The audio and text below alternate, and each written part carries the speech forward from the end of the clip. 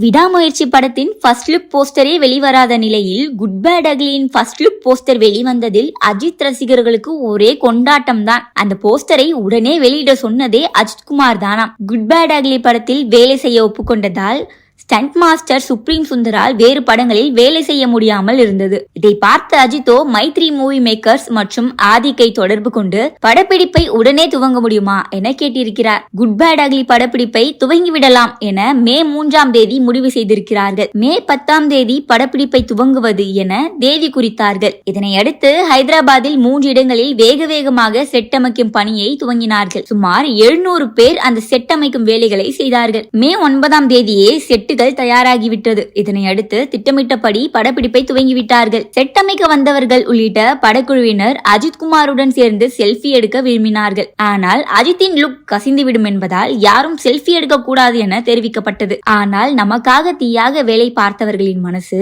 கஷ்டப்படக்கூடாது என first look போஸ்டரை உடனே வெளியிடுமாறு அஜித்குமார் கூறியிருக்கிறார். ஃபர்ஸ்ட் லுக் போஸ்டரை வெளியிட்டு விட்டால் படக்குழுவினர் தன்னுடன் செல்ஃபி எடுத்துக் கொள்ளலாம் என்பதால் அஜித்குமார் இப்படி சொல்லியிருக்கிறாராம். ஒரு செல்ஃபிக்காக good bad ugly first look poster வெளியிடப்பட்டதாக தகவல் வெளியாகியுள்ளது. அதை பார்த்த அஜித் ரசிகர்களோ தலை போல வருமா, செட் அமைத்து கொடுத்தவர்களின் சந்தோஷத்திற்காக அஜித் செய்த காரியத்தை பாராட்டாமல் இருக்க முடியாது, தலை என்னைக்குமே தலை தாங்க என பெருமையாக பேசிக் கொண்டிருக்கிறார்கள்.